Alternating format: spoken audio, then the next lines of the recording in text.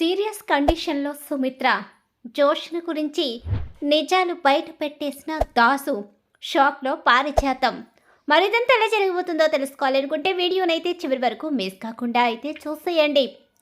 ఇక్కడ చూస్తే కార్తీక్ మొహంలో బాధని చూసి సుమిత్ర అడుగుతూ ఉంటుంది, ఏంట్రా మామయ్యకి ఏమైనా బాగోలేదా ఏంటి? నీ మొహం పెద్దగా సంతోషంగా లేదు, నువ్వు పైకి మాట్లాడుతున్నా లోపల బాధపడుతున్నట్టుగా కనిపిస్తున్నావు. ఏంటత్త అలా మాట్లాడుతావు? మామయ్యకి బ్రహ్మాండంగా ఉన్నాడు, నువ్వు ఆ దిగులు పెట్టుకోకని చెప్పేసి బయటకు వచ్చేస్తాడు. ఈలోగా కార్తీక్ని ఒక పక్క జోష్న, మరో పక్క దీప ఇద్దరూ గమనిస్తూ ఉంటారు. బావ ఏదో దాచిపెడుతున్నాడు, ఖచ్చితంగా బావ అబద్ధం చెప్తున్నాడు అని జోష్న అనుకుంటుంటుంది. ఏంటే ఏమో బావ మాటల్లో నిజం కనిపించడం లేదు అని చెప్పేసి అంటూ ఉంటుంది. ఈలోగా దశరథ్ అయితే మాత్రం తన భార్య కండిషన్ పూర్తిగా బాగుందా లేదా ఒక చిన్న డౌట్ దశరథకి. ఇక్కడ జోష్న మాత్రం బావే నిజాన్ని దాచిపెడుతున్నాడు, నేనే డైరెక్ట్గా అడగాలని చెప్పేసి కార్తీక్ దగ్గరకు వచ్చి, ఏంటి బావా ఏ నిజాన్ని దాచిపెడుతున్నావు? అసలు ఇంట్లో అమ్మా నాన్న పరిస్థితి ఏంటి? ఏంటి అమ్మా నాన్న పరిస్థితి ఏంటని తెలుసుకోవడానికి చాలా ఆతృత పడుతున్నావు హేరా? మరి తను ఇంటి వారసురాలు, తనకి కాకపోతే ఎవరికి కావాలి? అవునా, తను ఇంటి వారసురాలు, నువ్వు ఇంటి పెద్ద మనిషివి, కానీ మీ ఇద్దరు ఏ రోజు ఈ ఇంటి పరిస్థితుల గురించి పట్టించుకున్నారులే అని చెప్పేసి ఇక అక్కడి నుంచి శివనారాయణ ఒక డైలాగ్ వేసి వెళ్ళిపోవడంతో ఎవరికి వారుగా వెళ్ళిపోతారు ఏం మాట్లాడకుండా. కార్తీక్ డాక్టర్ దగ్గరకు వచ్చి ఇక అడుగుతూ ఉంటాడు, కార్తీక్ గారు మీరు నిజాన్ని చెప్పారా లేదా? ఇంకా చెప్పలేదు. మరి ఇక్కడికి ఎలా వచ్చారు? రిపోర్ట్స్ కోసం. మీరు నిజాన్ని చెప్పకపోతే ఆమె కండిషన్ చాలా సీరియస్ అవుతుంది, ఆ తర్వాత ఎవరు ఏం చేయలేమని చెప్పి డాక్టర్ అయితే చెప్తూ ఉంటుంది. ఇక ఈలోగా దాసు అటుగా ఎందుకో వస్తాడు. సుమిత్ర కండిషన్ గురించి దాస్ తెలుసుకుంటాడు. అలా తెలుసుకున్న దాస్ అయితే, ఏంటి వదిన ఆరోగ్యం బాలేదా? ఈ విషయం కార్తీక్ మాత్రమే తెలుసా? కార్తీక్ని అడగాలి అని చెప్పి అనుకుంటూ కార్తీక్ వాళ్ళ ఇంట్లో వాళ్ళకి ఎలా చెప్పాలో అర్థం కాని అయోమయం పరిస్థితిలో ఆలోచించుకుంటూ బయటకైతే వస్తూ ఉంటాడు. ఇక కార్తీక్ అయితే ఇక్కడ చూస్తే శివనారాయణ దశరథ దగ్గరికి వస్తాడు. ఏరా దశరథ, నీ ఆరోగ్యం బాగానే ఉంది కదా? అదేంటి నాన్న, కార్తీక్ చెప్పాడు కదా అంతా బాగానే ఉంది, మరి సుమిత్ర పరిస్థితి? సుమిత్ర కూడా బాగానే ఉంది, మీరేం టెన్షన్ పడిన అవసరం లేదు, కార్తీక్ ఉన్నాడు కదా వాడు చూసుకుంటాడులే, ఏం కాదు, మీరు కంగారు పడకండి, ఇదంతా మనసులో పెట్టుకుని ఆరోగ్యాన్ని పాడు చేసుకోకండి. ఏమోరా భయంగా ఉంది, అసలే పంతులు చెప్పిన మాటలు పదే పదే గుర్తుకొస్తున్నాయని మనసులో అనుకుంటూ బాధగా వెళ్ళిపోతాడు ఇక శివనారాయణ అయితే. ఈలోగా ఇక్కడ దీప మాట్లాడకుండా మౌనంగా ఉండేసరికి, ఏంటి మొగుడు పెళ్ళాలి ఇద్దరిని చూస్తున్నాం, ఎప్పుడు మా మీద తెగ విరుచుకు పడిపోయేవారు, అలాంటిది మౌనంగా కనిపిస్తున్నారేంటో, ఏమైందో ఏంటో వీళ్ళకి, ఇక తెగ బాధపడిపోతున్నారు, మరి ఏం విషయం తెలిసిందో ఏంటో అని చెప్పేసి పారిజాతం వేటకారం ఆడుతుంది. ఇక సుమిత్ర మాత్రం ఆలోచించుకుంటూ ఏవేవో జ్ఞాపకాలని తలుచుకుంటూ ఉంటుంది. అత్తేంటి ఇలా కనిపిస్తుంది? డాక్టర్ చూస్తే అత్తని ఆసుపత్రిలో జాయిన్ చేయాలని చెప్పారు, అత్తకి మామయ్యకి తాతకి ఎలా నిజం చెప్పాలో నాకు అర్థం కావడం లేదు అని చెప్పేసి అనుకుంటూ కంగారు పడుతూ ఉంటాడు కార్తీక్ అయితే. ఇక స్వప్న కాశీ చేసిన పని గురించి తలుచుకుంటూ బాధపడుతూ ఉంటుంది. ఏంటే కాశీ అంటే ఇష్టం లేదు, కోపం ఉందని చెప్తున్నావు, కానీ ఇక్కడ చూస్తే బాధపడుతూనే కనిపిస్తున్నావు, ఎన్ని రోజులు ఇలా బాధపడతావు? అన్నయ్యనో నాన్నను అడిగితే కాశీని తప్పకుండా విడిపిస్తారు కదా? అవును విడిపిస్తారు, కాకపోతే కాశీ బయటకు వచ్చిన తనలో మార్పు వస్తుందనే నమ్మకం నాకు లేదు. కాశీ ఎందుకు ఇలా తయారయ్యాడో కూడా అర్థం కావడం లేదు. అసలు కాశీ మంచితనాన్ని చూసే నేను పెళ్లి చేసుకున్నాను. మామయ్య గారు ఎప్పుడూ కూడా కాశీని బాగానే పెంచారు, అసలు మామయ్య గారికి తప్పు చేయడం అంటే నచ్చదు, అలాంటిది కాశీ ఎందుకింత తొందరపడ్డాడో అర్థం కావడం లేదు, పరిస్థితులు అతన్ని అలా మార్చుంటాయి అని చెప్పేసి అంటూ ఉంటుంది కావేరి అయితే.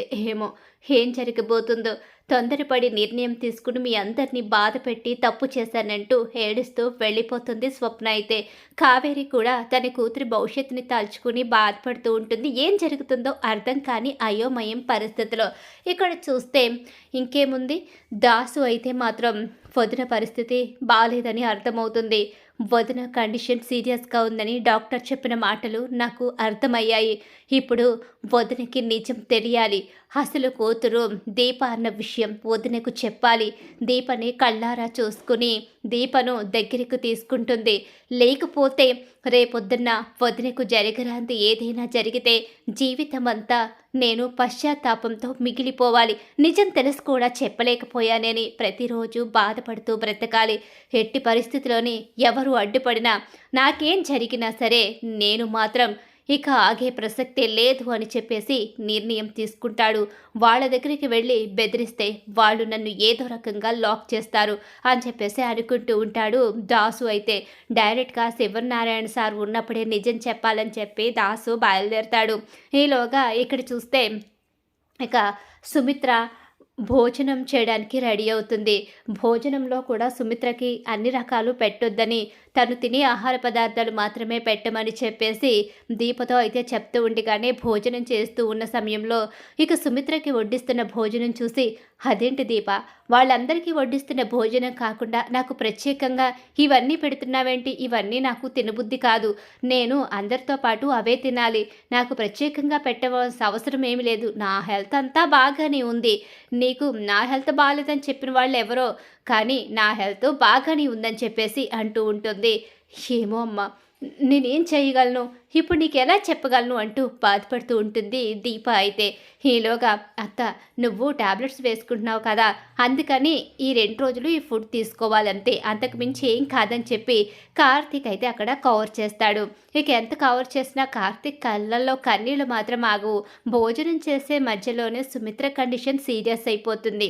సుమిత్రకు భోజనం చేసే మధ్యలోనే వామిటింగ్ వస్తున్నట్టు ఉండడం, గబగబా సింకు దగ్గరికి వెళ్ళడం, మరోసారి రక్తం పడడం కూడా జరుగుతుంది.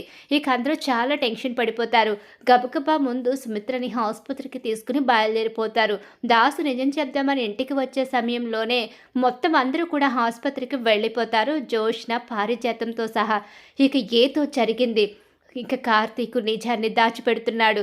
కార్తీక్కి తెలుసు, అందుకే వాడు అంతగా కంగారు పడుతున్నాడు. టాబ్లెట్స్ కానీ రిపోర్ట్స్ కానీ నాకు చూపించలేదు.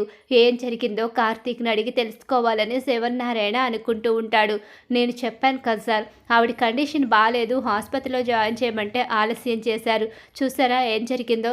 గబగబా ఇమీడియట్లీగా మేము ట్రీట్మెంట్ మొదలు పెట్టాలని చెప్పేసి డాక్టర్ అయితే ట్రీట్మెంట్ అయితే మొదలు పెట్టడానికి సిద్ధపడుతుంది. అలా ఇక ట్రీట్మెంట్ అయితే జరుగుతూ ఉంటుంది. ఏంట్రా కార్తీక్, ఏం జరిగింది? అసలు సుమిత్రకి ఏమైంది? సుమిత్ర ఎందుకు ఈ పరిస్థితిలో ఉంది? ఏంట్రా కార్తీక్, అత్తకి ఏం కాదన్నావు, ఏం కాలేదన్నావు, చిన్న డిసీజే అన్నావు కదా, ఇప్పుడేంటి మళ్ళీ తనకి ఎందుకు ఇలా అయ్యింది? చెప్పరా, ఏం జరిగిందో చెప్పరా అనేసరికి ఈలోగా డాక్టర్ అక్కడికి వచ్చి, ఏంటి కార్తీక్ గారు, ఇంకా వీళ్ళకి నిజాన్ని చెప్పలేదా? పేషెంట్కి కూడా మీరు నిజం చెప్పి తను వైద్యానికి స్పందించేలా చేయాలని చెప్పాను కదా, అయినా కూడా మీరు నిజం చెప్పకుండా ఎందుకు దాచిపెట్టారు? ఏం డాక్టర్, ఏం జరిగింది? అసలు మా సుమిత్రకి ఎలా ఉంది, తన కండిషన్ ఏమైంది అని చెప్పమనేసరికి ఇక తనకి బ్లడ్ క్యాన్సర్ అని చెప్పి అనేసరికి ఒక్కసారే శివనారాయణ అలాగే దశరథ ఇద్దరు షాక్ అయిపోతారు.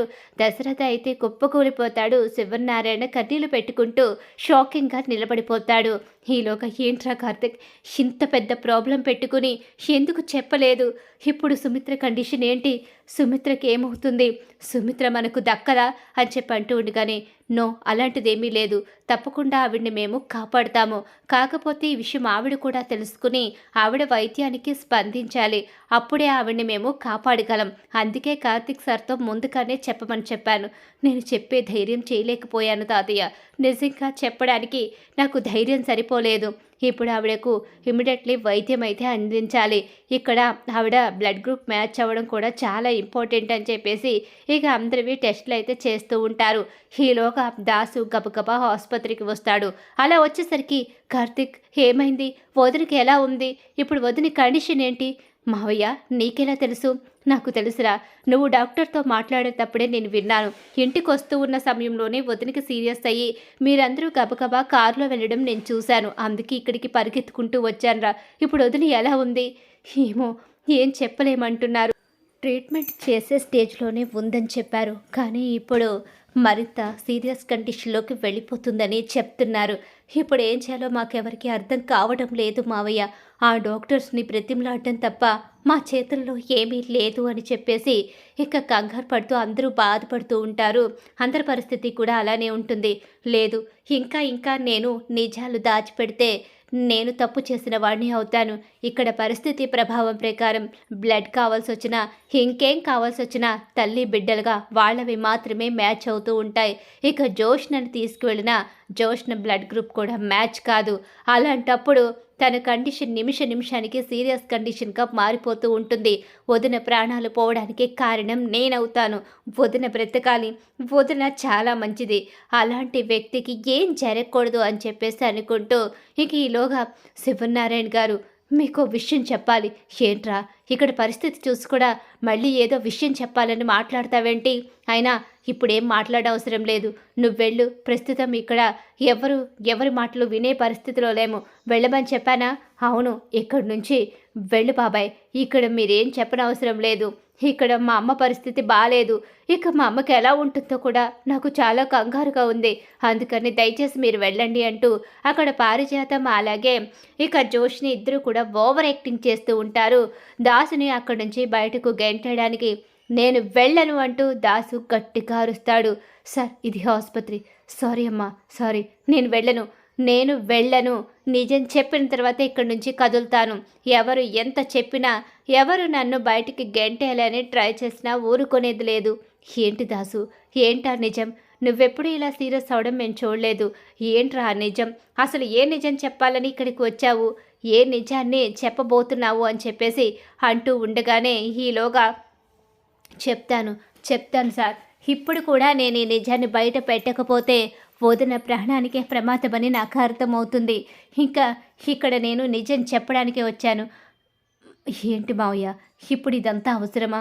లేదురా కార్తీక్, ఇప్పుడు కూడా నువ్వు నోరు విప్పలేవు. నేనైనా నోరు విప్పకపోతే ఇక నేను బ్రతికి ఉన్నా అర్థం లేదు. కాబట్టి నిజం చెప్పే తీరాలి. మా వదిన్ని కాపాడుకోవాలి. వదిన దేవత, అలాంటి మనిషికి ఏమీ కాకూడదు. దెయ్యాలే ప్రశాంతంగా బ్రతుకుతున్నప్పుడు దేవతలకు ఎలాంటి హాని కలగకూడదు అని చెప్పేసి అంటూ అసలు ఏం చెప్పాలనుకుంటున్నారో చెప్పనివ్వరా? ఎందుకు దాసును ఆపుతావు? ఏం లేదులే తాతయ్య, అలానే విసిగిస్తూ ఉంటాడు. నువ్వెళ్ళు. అవునరా, నువ్వెళ్ళు, తర్వాత మాట్లాడుకోవచ్చు. మీ రహస్యం బయటపడిపోతుందని నన్ను ఇప్పుడు బయటికి తోసేస్తున్నారు. కానీ మీ రహస్యం బయటపడేంత వరకు నేనైతే ఎక్కడికి వెళ్ళను. ఎందుకంటే ఖచ్చితంగా ఈరోజు ఈ నిజం చెప్పడానికే వచ్చాను. మా వద్దరిని కాపాడుకోవడానికే వచ్చాను. ఏంటయ్యా, ఇందాక నుంచి నిజం అంటున్నావు తప్ప చెప్పడం లేదు. ఏంటా నిజం? ఏం చెప్పడానికి వచ్చావని చెప్పనేసరికి ఈ ఇంట్లో పెరుగుతున్న జోష్న మీ కన్న కూతురు కాదు, దీప ఈ ఇంటి అసలు వారసురాలు అంటూ గుండె పగిలే నిజాలు, పారిజాతం చేసిన మోసాలు, అలాగే నిజం తెలిసిన తర్వాత ఎక్కడ నిజం బయటపడిపోతుందో అని జోష్న చేసిన కుట్ర, ఇవన్నీ కూడా సాక్ష్యాలతో సహా బయట పెట్టేస్తాడు. అలా బయటపెట్టి ఊహించని షాక్ అయితే ఇస్తాడు. ఇక శివనారాయణ అలాగే దశరథ ఇద్దరు షాక్ అయిపోయి ఉండిపోతారు. మరి ఖచ్చితంగా రాబోయే కథలు ఇలా అయితే జరగబోతుంది. ఇలా జరగాలని మీరు కూడా కోరుకుంటున్నారా? అయితే వీడియోని తప్పకుండా లైక్ చేసి కార్తీక దీపం సీరియల్ అప్కమింగ్ ఎపిసోడ్స్ టీవీలో కన్నా ముందుగా చూడాలనుకుంటే మా ఛానల్ ఇప్పుడే సబ్స్క్రైబ్ చేసుకుని పక్కనే ఉన్న గంట సింబల్లో ఆల్ మీద అయితే క్లిక్ చేసేయండి.